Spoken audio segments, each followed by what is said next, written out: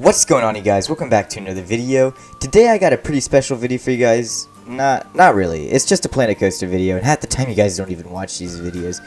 But anyway, here we go. There's nothing really special to this video. I mean, instead of like the content, I'm really just making this for some channel updates and announcements and other housekeeping things I need to discuss coming up in the next month. So if you're not watching this within the first month that it was uploaded, this really doesn't have anything to do with you. So yeah, just enjoy the content. As you guys can see, I'm building an Aero Hyper or Morgan Hyper coaster, whatever you guys want to consider it. I do think that it is an Aero Hyper just because of the trains, but hey, I mean, it really doesn't matter. Anyway, you're probably asking yourself why. Why the heck am I building an Aero Hyper coaster out of any other coaster there is to build? Well, my friend, you see, I freaking love Morgan Hypers and Aero Hypers. Just the way they look along with the ride, it makes for this really aesthetically pleasing ride. Just look at these rides. I mean, it makes any coaster enthusiast happy. I mean, come on, you can't tell me that picture of Magnum and Dragster in the background with each other at Cedar Point, that has to make you happy. These are just cool, awesome looking rides, and I thought it would just be so much fun to make one. And this is probably one of the more realistic coasters I've made. And as you can see, the operations are going to be absolute. They're just going to be incredible on this ride. Anyway, going back to what I said, just making these type of coasters, it's just so much fun. And plus, I can make a really sloppy coaster with a lot of mistakes and just say I used Magnum as inspiration without you guys getting salty in the comments. So yeah, I'm making a 299-foot, 80+ mile-an-hour coaster.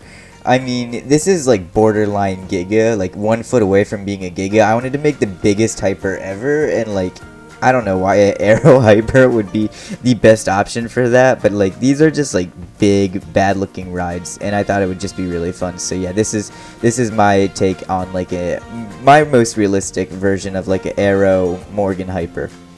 I mean, like I've been saying, this is by far one of my most realistic coasters I've ever made, and it only took me 30 minutes to build, and there's no need for a name either, so don't comment that down below. This beauty is going to be called Steel Mamba XL 299. I combined all the best of the Morgan Hypers and Aero Hypers. We have a bit of Steel Force along with Mamba and Magnum. I left out Wild One just because it doesn't fit the same color scheme along with Superman, El Optimo Escape, and Steel Dragon because the color scheme is just off, and Steel Dragon is a Giga instead of a Hyper. So yeah, those are my inspirations for the name. As you can probably tell, I made my first mistake with the drop. Usually on a normal coaster, the chain lift will crest over the drop 20 degrees into the actual drop, but this one stops at the peak of the hill, I guess you would say, the peak of the chain lift, so it stops at 0 degrees instead of going over that extra 20 degrees, and so it kind of threw the drop off a little bit, but it doesn't look bad anyway. And what's weird with these Aero Hypers and Morgan Hypers, especially Morgan, it's the steepest point. You meet the steepest point and the part where you start to flatten out, kind of like valley, it's midway down the hill, which is interesting, instead of a few feet after the chain lift, you descend from the chain lift into the actual drop, on a newer day coaster. I don't know if that makes any sense, but it makes sense in my mind. So now we have the first drop in and the first element, and it's kind of this definitely took this first half of the layout's it's gonna be inspired by Magnum. I mean, Magnum was a huge inspiration. It looks a lot like Magnum. It's gonna feel a lot like Magnum. Anyway, let's get into some channel news because that's why I made this video. So if you haven't noticed lately, I haven't really been posting. I've been doing this once a week weird Wednesday post, which I normally do. Usually my posts fall on Tuesday or a Tuesday and Friday, and it just hasn't been that way. I mean, what I'm doing now has really differed from my usual posting schedule, and I mean, after this post and the official POV of this ride, I'm going to kind of take a hiatus for the next month, meaning I'm not really going to post. I don't plan on posting. I really don't think I am. I'm going to take a break until summer because it's been really stressful for me trying to manage YouTube and school. I mean, school comes first, and I want to make videos for you guys, and I'm trying, and I've been managing it up until a few weeks ago, and this week and the next week for me, it's going to be super hard. I have state testing and finals I have to study for, and just a bunch of stressful stuff, so it's not very likely that I am posting or going to be posting in the near future until summer. And trust me, I have some really big things planned for summer, really cool stuff that's going to be coming out, you guys, and you won't want to miss it. It's going to be awesome.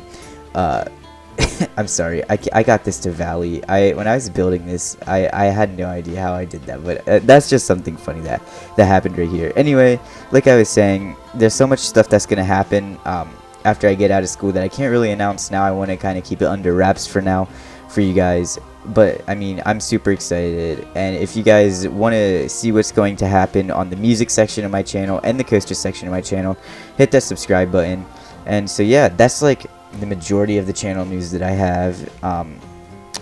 There's something that you don't want to miss, you guys, so like it's going to be totally worth it. I'm going to stop posting for a little bit, but it'll be totally fine. I won't be here for the next month, and it's not like the videos that I've been posting have slowly been decreasing in quality just a little bit. Like the time I job shadowed Alan Shilkey, that one was a good video, but then I just don't want to post POVs for you guys. Like, I feel like I could be doing so much more than that, and like there's so much other content that I have stored up, but like I'm saving that for the summer because like I have super big plans, and Alex and I are super excited for the summer. Anyway, let's get back to the coaster. As you can see, I built an airtime hill. Well, I built the drop, and then I built this kind of, it's going to be an L-shaped layout. The first half is almost identical to Magnum. We already discussed that layout-wise. Like, from an aerial view, it's almost identical. The way it maneuvers through the different elements, not exactly. So you had that turn, and then you had an airtime hill, and now you have another turn. And this is going to be what you would call the turnaround, or I guess you could say in a way, like a little bit of a spaghetti bowl. It's not going to be much of a spaghetti bowl. I actually did a practice aero just to see, like, you know, try and see how it worked in Planet Coaster, see how smooth the ride was. And I'm not exactly sure if I like that one better or this one better. See, aero hypers, there's the Pepsi Big Macs, I believe, is an aero hyper. I don't think that's a Morgan one. That has a twisted drop, and I couldn't get the twisted drop down to save my life. Like, it just wasn't working out. So I decided to do like what Magnum has and do a straight drop. And anyway, now here is like my turnaround spaghetti bowl like we've been talking about. And I wanted to make these like super janky Aero, old Morgan type of transitions. Well, I guess, was the old Phantom made by Aero, and then Morgan redid it. They kind of RMC'd the Aero, right? Comment down below. I'm pretty sure it was made by Aero, then Morgan made Phantom's Revenge. Yeah, I believe that's right. Anyway, I made these like super janky transitions because like I could put, like, I didn't have to do as much smoothing out on this coaster. Like, it was super raw because these types of coasters, like I had somebody describe this. It's like a metal, if a metal coaster were a wooden coaster, these are what these coasters are like. And I actually really like that analogy, because these old Aero hyper coasters were like some of the first ever like steel coasters, and steel coasters, Magnum was the first steel coaster above 200 feet. So like they kind of had to like take a step back and make it simpler in a way, you know, focus more on airtime, because there's no way they were gonna put an inversion or inversions on a 200-foot coaster at the time. I mean, so they kind of went back to the basics, like they did, like you did in the beginning with a wooden coaster, and they just converted into steel. And I think that's super interesting because, you know, wooden coasters aren't perfect. You feel every imperfection. You feel the coaster, and so I use that for inspiration here. And I think that's like something we take for granted on steel coasters too. Like, I don't like a perfectly smooth coaster. Like, Candemonium is great at Hershey, but like I totally like how Skyrush, you know, you kind of feel like you're on a road. You kind of feel like you're in a car. You're racing throughout the layout. And then Candemonium, it's like super smooth, and like I love that experience. But like Skyrush, it feels more out of control. Like, you definitely don't have control on Skyrush, where on Candemonium, you know, you feel like you have that little more control. I'm not sure how you would feel on this coaster. Of course, nobody's ridden it. Maybe it's the smoothest coaster ever. Maybe it's the worst coaster ever. I don't really know, but I think it turns out pretty cool. So we just added in that rest of the turnaround, and we did a mid-course. And now we're going to make the return trip back to the station. Anyway, you guys, we're already 9 minutes into this video. Comment down below. Comment section has been really dry lately on this channel, something I don't like. I wish you guys would comment more often. So leave a comment down below, and if I like it, I'll be sure to shout you out in the next Planet Coaster video, I guess, because I need more interaction with you guys. So as you can see, talking janky, this turnaround, or turn, I guess you could say, into the return trip to the station is super weird. I mean, this is wonky. This is definitely Aero. This coaster takes after Aero way more than it does Morgan. I mean, it's just super weird. I don't know what I was going for. I think I was trying to give you that taste of Aero, but I think it works. It it does what it was supposed to.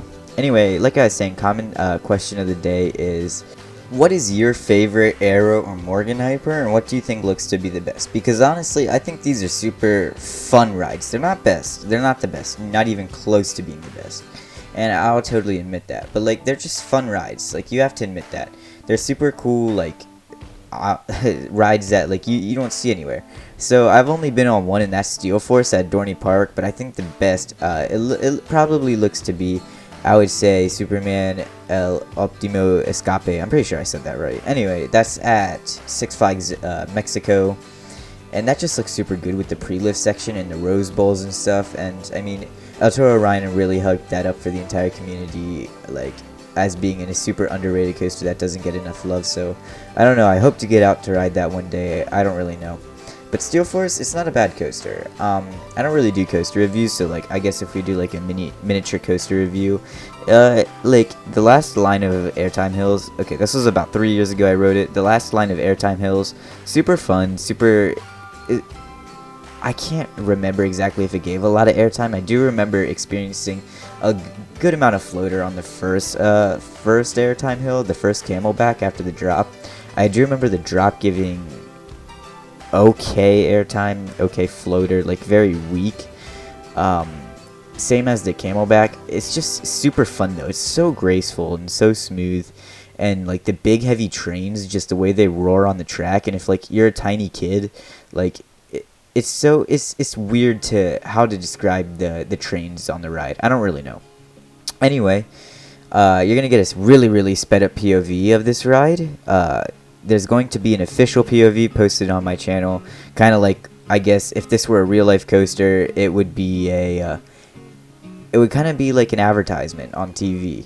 But this is kind of for me to see where I really screwed up, like screwed up bad enough where I actually need to change the ride.